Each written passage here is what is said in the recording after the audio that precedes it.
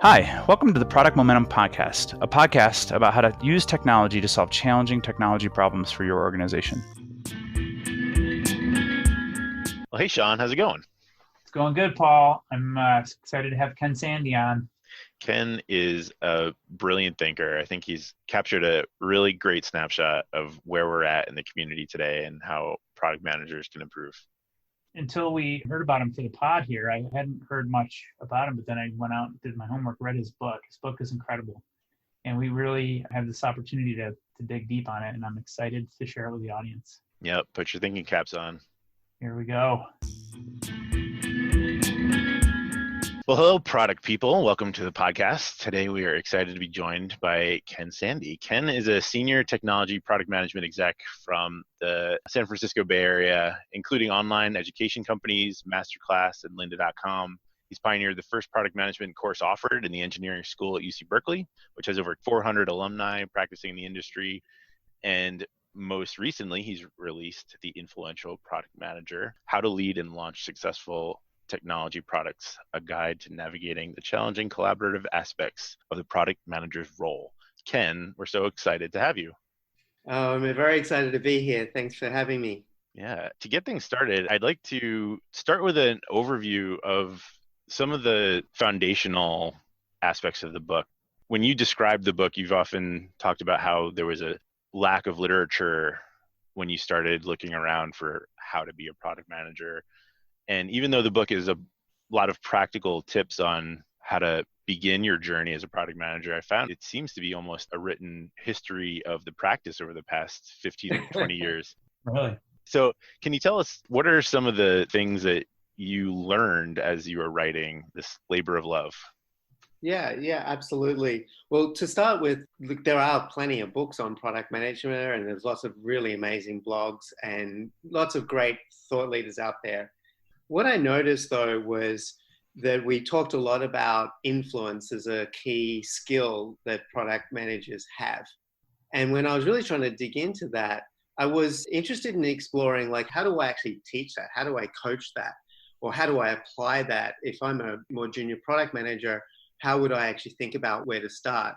And so what I realized was that there was an opportunity to kind of codify what it means to approach being an influential product manager in a very, very practical terms. How do I go about building relationships, thinking about my role in an organization, who I should be collaborating with?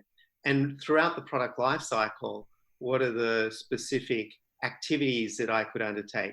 And so what the book ended up being is sort of a fairly rich guide on tips and tricks and areas to sort of think about when you're going through that, hopefully avoid some of the mistakes that I made being a homegrown product manager before anybody was teaching me anything. Some of the things I really learned about that was, coming in, I was a little concerned that maybe my experience would be very unique and not very applicable to the many different varieties of product management out there. Different companies have different types of flavors of product management. Obviously, enterprise, consumer, platform, hardware are all very different types of product management. And while definitely there are processes or parts of the life cycle that aren't necessarily applicable in all those cases, what I did notice in talking to the various people I talked to research this, to gather ideas, the consistency at which the underlying need of how a product manager operates within an organization through influence and not authority, and how they guide their organization forward primarily by setting clarity and context and collaborating well, was just a common theme that just came out over and over again. So I was a little surprised by that, but in hindsight, not. And I'm glad that the resulting work has broad applicability. Yeah, there's one specific topic. It's been blogged on several platforms where you've shared it about the 4 mindsets and the axes and the way that we look at how a product manager can almost be a chameleon throughout the day. I've actually taken your concept and applied it as recently as yesterday. As a director, I'm leading a team of product managers, and there can be a real identity crisis at times. Am I doing the right thing? Am I focusing on the right areas? And switching from imaginative to inspector roles. You have to be able to zoom way out and zoom way in and Yeah. move to the left and move to the right. There's so much expected of product leaders. Yeah. And there really is no one product leader who can do it all. Yeah. So I want to save some of the joy of this discovery for folks to go in and read the book itself. But could you give us a synopsis of these mindsets and sort of how you view that in a nutshell? Sean and Paul, you're so right that there's this aspect of product managers that we're expected to do so much. And generally because product managers are seen to be like problem solvers and they need to work across the organization, they're exposed to so many parts of the business. There's no chance that we can possibly do it all. And our innate strengths are going to be our innate strengths. It's just, we can't change that. And so I constantly run into people who doubt themselves, right? Should I be doing that? Should I be getting into the technology discussion? Should I be up on stage talking about my product when really it's all that work that the team has put in that's really got this to where it is? And so that's not natural, folks. That kind of imposter syndrome kind of feeling is very, very natural. What I've found with the 4 mindsets is when you make those things explicit, you begin realizing that you have some key strengths and there are other areas that maybe are your blind spots. And importantly, you also realize that you might need to compensate other people's strengths. So you might have, for example, a founder who's very visionary and very, very powered by what it can be and just naturally an evangelist and naturally a big thinker. So you need to ground them. You need to be able to ground them in the data that they need to make better decisions, and you need to make better decisions. You need to challenge them and make sure that those assumptions are being surfaced, not because you want to undermine them or tell them that they're wrong, but to make sure that their idea has a bigger chance of success. You want to battle harden it.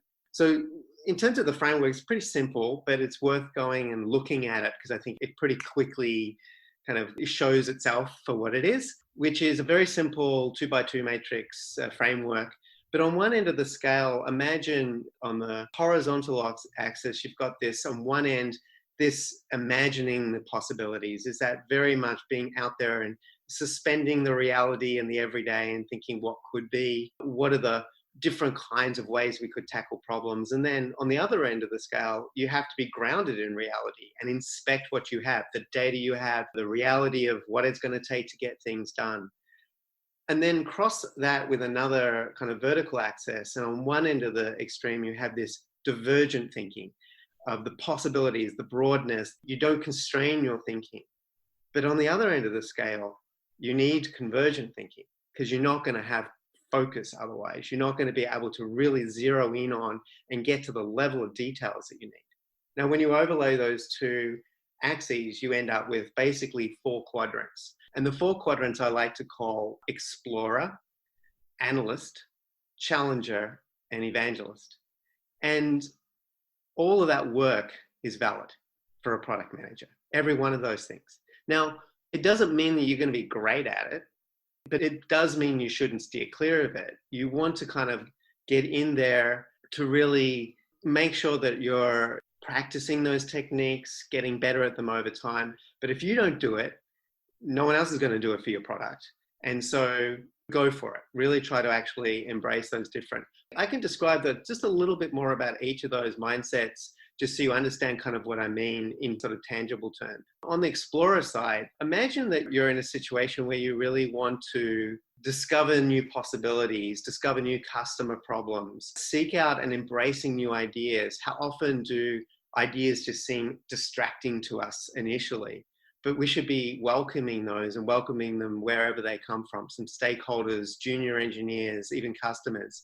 In this mindset, you're always trying to understand the context around the business and the customer, understand the problem space, and then ideally you're seeking out multiple potential solutions before you focus on one. And that's that explorer mindset. In the analyst mindset, you're hunting for new data and insights, kind of like a detective. You know what you're looking to affect in terms of metrics, but you're cutting and dicing and slicing that and segmenting it and trying to understand more about what's actually going on. You're always doing your own or participating in customer research and making sure you built that empathy firsthand. And you don't just focus on your solutions, you really get to understand the business and learn from the customer. And ideally, you're as self-service as possible with your own data analytics. On the challenger mindset, it's a subtle psychology change. When you restate your ideas in terms of a hypothesis, it allows you to focus on the problem and not your personal feelings. It makes you err on the side of smaller iterations and constantly be validating. You're looking for asking the hard questions, uncovering assumptions, and you're actually embracing dissenting voices. You actually seek out those who are unhappy with your product, or the people who criticize maybe your product or are unhappy with what you've delivered in the past, and you try to learn what might they be seeing that I do not. And then finally, in your evangelist mindset, and I find this to be one of the hardest for product managers, particularly those who like to be in the background and work the strings a little bit, to be ready to focus and motivate their team and build broad-based support for the path that they've chosen. This requires constant over communication, education on what outcomes you're striving for, and sort of an infectious optimism and enthusiasm for your product. Now, this is while you're being realistic and, to your point, the chameleon point, jumping around and still looking at how this might go wrong or what data do I need to gather to build up, but you're still really showing that ownership. And importantly, you're kind of losing some ownership to your team. You're putting them first and making sure their work is celebrated. I think that's a really important point. A pattern that I see with really successful product leaders is they're really good at that. They know how to pull out the nuggets of what we found to be successful and celebrate their teams and their team's contribution, their people's contributions. That's amazing. Here's a little zinger for you. So this reminds me of lots of personality profile tools that are out there, like DISC or ISPI. There's a bunch of them. And you take this little quiz online and it tells you what quadrant you're in. And what you're saying here is that, and I believe this, by the way, all those personality tools, I have my own theories about them. I think they're all super useful, but I also think they're all wrong because they're not taken in context. And it's the context that really matters, especially in the product space. Right. So what my observation here is that you've identified a pattern that's really useful in the product space to be thinking about, where am I right now? Where's my product? Which one of these quadrants am I potentially in, or where should I be? Mm-hmm. So that you can be slightly more purposeful about how you're spending your time. Because you, like you said, like we all said at the beginning, you can't do it all. Mm-hmm. You just can't. So I think this is a useful construct. Paul just popped a little link into my chat here for the checklist that you have on your website at influentialpm.com. So we'll put that in the notes Awesome. for the podcast audience here for figuring this stuff out. So thanks for sharing that with us. No problem. I'd love to say something about the personality test versus this. I think one of the key differences is I believe that these are skills that are learnable. Mm-hmm. They take practice. They're not innate necessarily. I'm an introvert, yet I've had to learn how to be an evangelist, and I'm on a podcast. So that's something that you have to learn and practice for sure. But unlike sort of personality tests, they're very much things that you can get good at. For sure. Again, even with DISC, I think that's the key point, is they help you to kind of see the world through a lens that gives you a little more context in terms of how to communicate and how to organize things so that you can be more purposeful with your decisions. Because I think one of the most important decisions we make as product leaders is what to spend our time on next. Absolutely. You're never done. Great. Yeah, I see so many clickbait articles for introverts asking them if they want to become better public speakers. For once, as a fellow introvert, I'd like to see an article that says, "Are you extroverted? Here's how to be quiet and self-reflective for a minute." Well, I think he's poking at me right there, Ken. Just a bit. I'd actually like to steer that a bit into my next question, which is around the concept of psychological safety. Because when we're talking about teams and decision-making specifically, you said it before in some of your chapter headings, product managers are people too, right? We're bound to make a mistake at some point. And part of identifying what role we're supposed to assume also includes us having tools in our toolkit to identify what cognitive biases might be affecting our decisions. And we're getting information from a lot of different sources, from our customers, from business stakeholders, from team stakeholders, from technologists, UX, you name it. How can we, as product leaders, ensure that we're collecting and funneling through lenses that give us the right information in a balanced way? Yeah, well, nothing challenges PMs more than trying to prioritize a bunch of competing initiatives or features, saying no to stuff, which is hard. And it's not easy because these are not easily compared against each other, right? So there's a lot to unpack in this one, but the first thing to validate what you just said is that everyone has a different lens on the business. It's like that proverbial elephant where, one stakeholder might be touching the trunk and the other the tail, and no one really figures out that it's an elephant. Like your UX team sees the issues driving lower customer satisfaction and they're bringing those up. Your sales team numbers are off, and kind of landing that next big client is going to be much easier if you just gave them some more product features to sell. From the perspective of founder, fully realizing a strategic vision has never been so far away as you're scaling the business and all these urgent issues are coming up. And so how do you take all those inputs? The first is that I've actually discovered that the prioritization methodology that you use is not actually that important. I mean, you want something that's culturally appropriate to your organization. In some cases, it's super qualitative and kind of based on collective wisdom of your team. And that can actually be as accurate as going away and doing deep business analysis and business cases, particularly on things that you don't know very well. That's guesses that are sort of leading to the illusion of quantitative precision. So what you use to get there is less important than the fact that you collaborate. And the prioritization, the process is actually the easy part, but it's that collaboration with a broad section of people, and the process of getting everybody kind of on the same page is the hard part. The first is, we may touch on this later, I'm not sure, but you have to work against a natural authority bias. So you have to work against the highest paid person in the room kind of syndrome. The hippo. As my friend Rich likes to mention a lot, it's so important to be very much respectfully independent and having that mindset. And look, you are empowered as the product manager to make the prioritization decisions on behalf of the product and the business. You don't do that in isolation, clearly, but you need to steward it through a process by which all voices are actually heard. And so taking pride in and taking the bull by the horns, so to speak, on that is one of the things that's invested in you by the definition of your role, and being ready to say, that's how I add value to the company. And actually, that is how you add value to the company. Saying no to the wrong things is adding a ton of value to the company. I always say, objective prioritization is impossible. If it was easy to set up these rules and say, here's how we're going to prioritize features, we're just going to follow this rule set. Done. You wouldn't need a product leader. You'd need an AI algorithm. And everybody would be building the exact same thing. It just doesn't work. Yeah, you wouldn't discover new ways of doing differentiation and delighting customers with things that they don't even ask for yet. So, I strongly recommend that instead you think about this in a couple of different ways. The first is that your first goal should be to agree and align on the goals.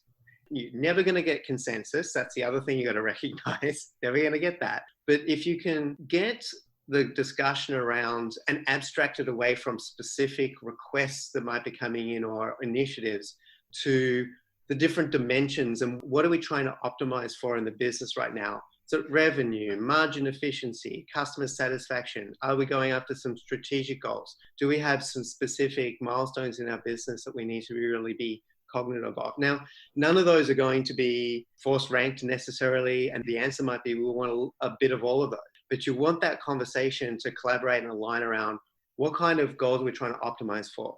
And the second thing is, how do we make decisions around those evaluation criteria? How are we going to agree on the relative importance of those goals? So when we do look at the initiatives, we've got objective criteria by which we can discuss how we're going to arrive at the decision. And then once those are in place, you now have a framing method, the criteria, the data that you require, the goals that you're trying to optimize for. Now you can actually put up against any incoming request or anything you've discovered or an idea, if you will, in the business. And then you can actually put that up against that framework and see what ultimately makes it out in terms of priorities. And that is the key, and it's collaborative. So everyone understands the criteria by which you're going to ultimately make those decisions. Now, you may fail, you may get trumped. Okay, that happens. If you can't agree on the goals, you've got no chance on anything else. So that's your best course of action of actually getting to a point where everybody is objective enough around what should get worked on. Yeah, and this collaboration requires trust, right? You need to have this concept of constructive conflict. The team needs to be able to challenge each other in an environment where they know they're safe to speak up and speak their mind. The way that you describe it in your book, it reminded me of life insurance, right? It's very difficult to get life insurance when you've already found out you're terminally ill.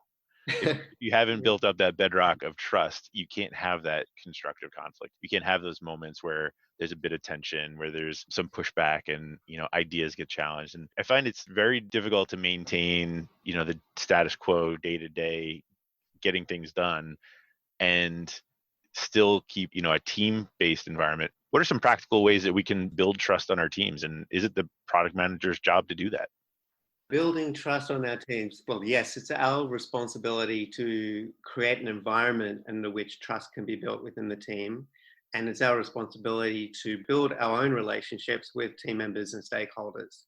And those two things might actually go together because you're kind of leading by example. You could build all the trust in the world, but if your team don't trust each other, then it's going to break down. So you do need to solve for that. Look, it comes back to you're responsible for your product to be successful in market, which requires it to be delivered.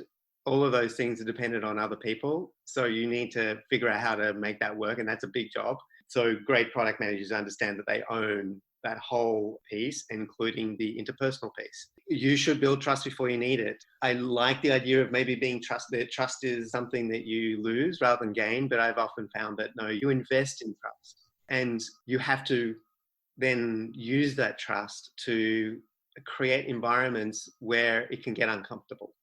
And you won't get there unless you've got those strong trusted relationships. Look, I don't want to oversimplify it because I'm the first to admit that I failed in some key stakeholders in building trust, and I've vastly succeeded in building trust where I didn't think it was possible. So it comes down to knowing, first of all, that you don't want to wait until that first moment of having to deal with an issue or ask a stakeholder to do something on your behalf or to make a difficult trade-off to start building trust. So identify your stakeholders and start actually reaching out. Now, stakeholders are not just senior people. They're going to be some architect that maybe you don't even know exists in the organization. It could be, and I will absolutely subscribe to this, it could be the head of IT that can fast track getting that software license that you needed because you forgot about it. Like, it's across the board. It can be executive assistants who control calendars and can get that meeting that you need to take. So don't overlook the broadness of where you need to build those relationships. It's not just senior people. That's first. Second, I mean, I may be oversimplifying it, but I think if it comes down to frequency of some kind of quality interaction, plus your reputation is following through on your commitments, minus your perceived self-interest. So to break those down a little bit more, your interactions don't have to be deep, long meetings, high content. They can just be frequent touch-ins to make sure that the communication is flowing. You're building that kind of personal relationship as much as the professional one. There's a little bit of vulnerability there. You're sharing things about each other. Like that frequency, if you do it very infrequently, it doesn't matter how great that meeting went. If it's 6 months before the next one, that's not building trust. Secondly, on the follow through, it can be as simple as you said you're going to email me afterwards with your next steps and you didn't do it. Well, you've lost a lot of trust there. So it's the little things that can really matter. Now, if you commit to some big objective and something happens and that objective can't be reached, people understand that, but communicate that and explain what's going on. Don't withhold information in the hope that there'll be a Hail Mary right at the end of that. So communicate, follow through, keep people informed. And then the self-interest is really how you discuss and operate in those relationships. And probably the easiest way to illustrate that is every time you go to talk to a stakeholder, you're asking for something, you're probably in the self-interested land. If you're asking them about their goals and how you can help, you're probably in a much better territory. Good. So Paul touched on psychological safety, kind of heading in that direction anyway. And that's a thing in your writing in your talks and your book as well. And we had sort of the godfather of modern trust, Stephen Covey, on our podcast a while back. I remember him saying, you can't get trust if you don't give trust. So somebody's got to be the initiator. You invest in trust and you get trust back. So talk about how important that is in the team building and the collaboration. It seems to be the theme that you're pushing on here, is collaboration theme. Yeah, so let me start by maybe connecting it back to the constructive conflict point.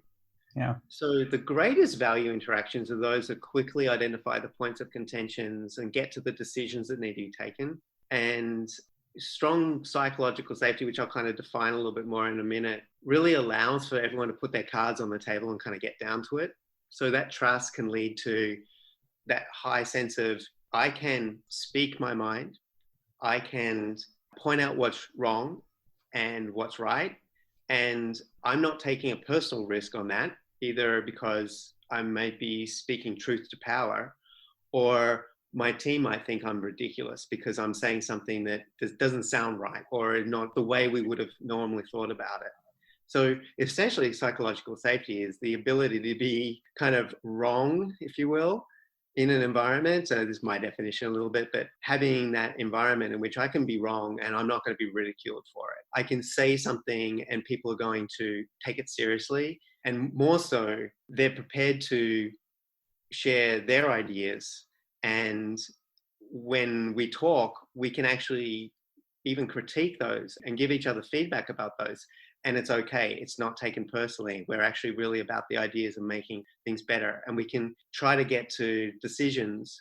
It's not always compromise either. So I don't want to make it sound like it's always about consensus and compromise. It's actually about getting thorny issues on the table and being able to kind of deal with them and work them through. That's what that psychological safety is. Now, psychological safety, I mean, my favorite study on that was Google's Project Aristotle, which I dare say many people have dug in. It's not perfect. I mean, it's obviously very Google-centric, a lot of teams, a lot of good data. And there's definitely some aspects in there. But the fact that how comfortable do you feel taking risks on the team without feeling insecure or embarrassed? That rate's higher than the dependency of my teammates, my ability to hold them accountable, the structure and clarity of my goals and my role, even more so than the meaning of the work and the impact of my work. Like the fact that I can actually be in that environment is as strong, and if not stronger, indicator of a high functioning team than those other things, which to me is astounding because we spend so much time on goals and OKRs and trying to get races and clarity around your roles, and so little really in creating that very psychologically safe environment, which I might add is not secure or easy because you're actually encouraging conflict, but it's the absence of that personal feeling to it. Speaking of being vulnerable, I do have to give credit where credit's due. On influentialpm.com, you have a weekly summary TLDR email template that you shared. And I have adopted that wholeheartedly and gotten a lot of positive feedback from it. And I owe you a thank you for sharing that template on your site there. But it goes back to that consistency, and trust isn't one Hail Mary every 6 months. It's a weekly summary email and being able to count on getting those pieces of information out. And like you said, projects get delayed, budgets get overrun. It's going to happen if you're in the game long enough. But if you're communicating and you're allowing for that conversation to happen, people get it, and you can work through challenges if you're communicating. So it's been really helpful. So thank you. Oh, that's really great to hear. I really do like my templates, and it's a way of really making things very practical. So you can pick it up and actually try it. And if it doesn't work for you, it doesn't work for you. But if it does work for you, that's fantastic. Cool. I have one last thing to talk about. You talk a lot about in your book biases. And I think it's an under talked about thing in our industry. We use them a lot when we talk about nudging users, but we don't apply them enough to our own behaviors and our own teams. And I think you've done a really nice job of laying out some of the common biases in your book. So I encourage readers to really take a hard look at some of those things. When I read the book, I'm thinking, oh yeah, I did that, totally did that, still do that, and if we're not purposeful about it, and if we don't understand the biases, it's hard for us to act on them or to identify them in others and to tease them out.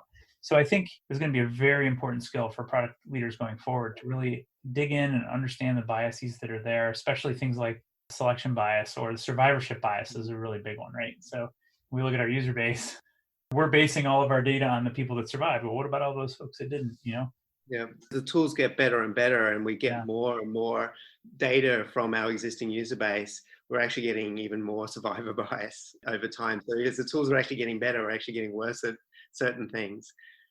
So, quick question we ask all of our guests: how do you define the word innovation? Well, in the keeping with sort of my theme, I find innovation to be about the process of bringing together people with different points of view and different backgrounds and being able to look at problems in new ways and sharing that context. And then from there, being able to create collaboratively together solutions to those problems that may not have existed before or may not have been obvious before. Innovation can actually occur in very, very simple ways, and then obviously very big, what we might term innovative products. But I see innovation every single day when I see teams like a designer, engineer, and product manager collaborating together and looking at a problem, and what the designer would have done and what the engineer would have done and what the product manager would have done would have not been very innovative. But when they brought their perspectives together, there was something magical that happened that it's just better. It just feels better. It looks better, and it seems to work better on the technology side as well. And it actually solves a business and customer need. That's my viewpoint on what innovation kind of looks like. That's great. So the last question that we have is, what is inspiring you? Obviously, we'd recommend The Influential Product Manager to anyone who's enjoyed this conversation so far. But what are you reading? What is inspiring you? What book would you say a product manager should probably have on their shelf? Okay, that one could be an interesting one. I'm just thinking about my bookshelf. If it's okay, I won't call out a specific book. Sure. But I obviously would love you to have product management books, including my own, on your shelf. But I don't actually think that's necessarily what I would want to see in a great product manager on their bookshelf. I would like to see books that perhaps are a little bit more on the like history, music, cooking, something that kind of is very creative, or it gives you that kind of like anchor that gives you maybe longer term perspective on what it is that we're trying to solve. In my case, I love alternative history. And so I have lots of books on just things that just the way the world has worked, and things like, what's the book? There's a book called The Ghost Map of how they track down cholera. And I was just like, these are problems that were solved by very innovative, creative people, and they applied themselves in certain ways. And I love those stories because that helps me think, how do I be a better problem solver? So anything like that is always good. And then to be empathetic in our roles. It's helpful to get some books on design, or if you're coming less from a technical background, not being afraid to pick up a book on, say, Scrum or project management, and trying to get, or user stories, and trying to understand a little bit more about like what that world looks like. So you build a little bit more empathy, you build up some vocab that you can actually have better conversations with. So hope that answers your question, but it's sort of maybe a little bit of a curveball on the answer, but that's kind of, I think very strongly about that. That's fair. That's a great answer. I have had a blast talking to you, Ken. Thank you so much for taking the time to share your insights with us. We'll definitely look forward to seeing more from you when the conferences start back up. We'll definitely hope to have some time to get to hear more from you in the future. Well, look, it's been an absolute pleasure. I really appreciate the opportunity and love what you're doing in terms of reaching out to our community and getting great information out there. So thank you. Absolutely. And I want to say thank you, Ken. You are incredibly gracious and generous with the knowledge that you give back to the industry with your templates and your website and your book. Very practical advice. Third or fourth time you've heard it in this podcast, but I really enjoyed reading it, and I know the audience will as well. So thank you again for joining us, Ken. Cheers. Thank you very much. Well, that's it for today. In line with our goals of transparency and listening, we really want to hear from you. Sean and I are committed to reading every piece of feedback that we get, so please leave a comment or a rating wherever you're listening to this podcast. Not only does it help us continue to improve, but it also helps the show climb up the rankings so that we can help other listeners move, touch, and inspire the world just like you're doing. Thanks, everyone. We'll see you next episode.